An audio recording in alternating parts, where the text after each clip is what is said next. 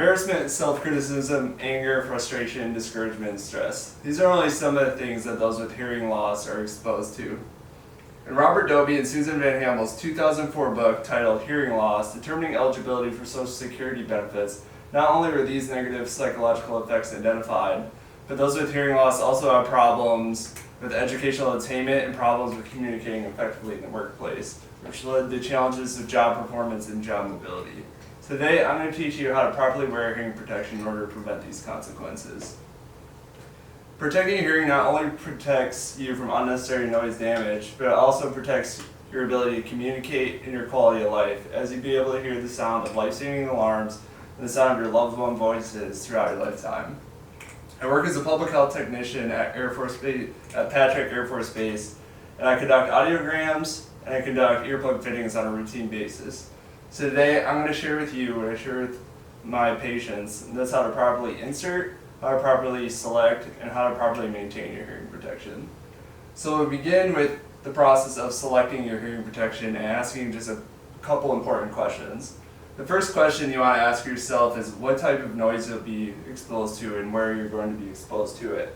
So in a hot and humid environment, you're definitely going to want to consider something like an earplug because it's nice and small and it won't bring too much heat on your head. Whereas if you're in a colder environment, something like an earmuff will make more sense and you could see it easily as well. How loud will the noise be exposed to? So if you're exposed to a very loud noise, such as a jackhammer or something like that, you want to get hearing protection that has a good noise reduction rating, and you can tell on the packaging, there's a number on the package. This one is 27, and essentially the higher that number is, the more it will protect you. And then lastly, is the hearing protection in good condition? You definitely don't want to wear any type of hearing protection that's either cracked or damaged, as it'll invite in unnecessary noise and it could lead to further hearing damage. So next we'll move on to how to properly wear your hearing protection. The National Institute for Occupational Safety and Health has identified a technique called the roll, pull, and hold technique in the 2012 Tools and Publications webpage. So I'll begin by showing it to you now. So the first step is to roll the earplug in between your fingers into a very tight cylinder. You then want to hold your ear canal open to allow for easy insertion, and then hold the earplug in place for at least 20 to 30 seconds. This makes sure that you'll have a good seal, and a lot of times with my patients, this is a big part where I see them mess up. They let their finger off and it'll kind of slip out and won't give them good protection.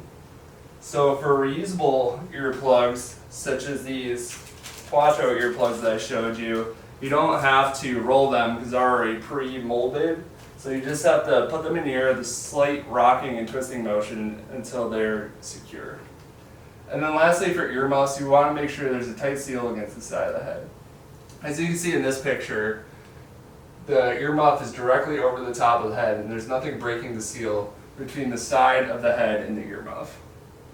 So lastly, we'll talk about hearing protection maintenance, and this involves a couple of different things.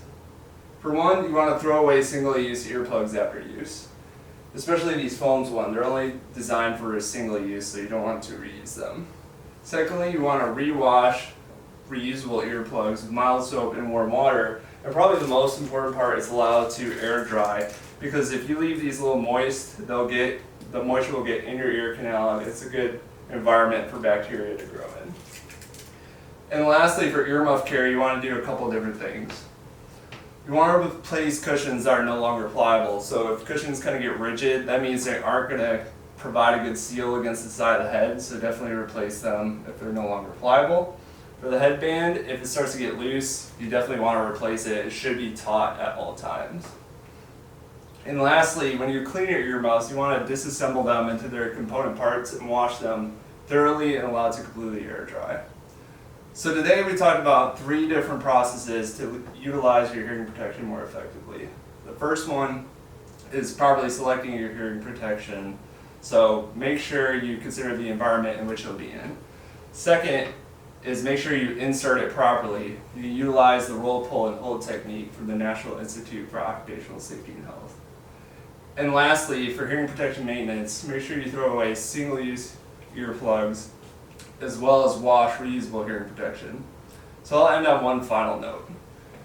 In 2014, the National Center for Health Statistics estimated that 37.5 million people struggle with some type of hearing problem. That's roughly 4 times the size in New York City.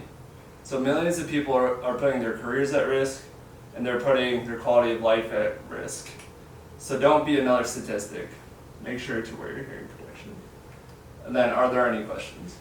I have a question. Yes. So the 27 that you had on those earplugs, what is that out of? How does that work? So it's not really out of a certain scale. How it works is, well, from my experience, it's usually in the mid-20s to kind of mid-30s, somewhere in there. So the higher that number is, the more it's called noise attenuation. So basically, let's say you're exposed to like an 80 decibel noise exposure from like a lawnmower or something like that.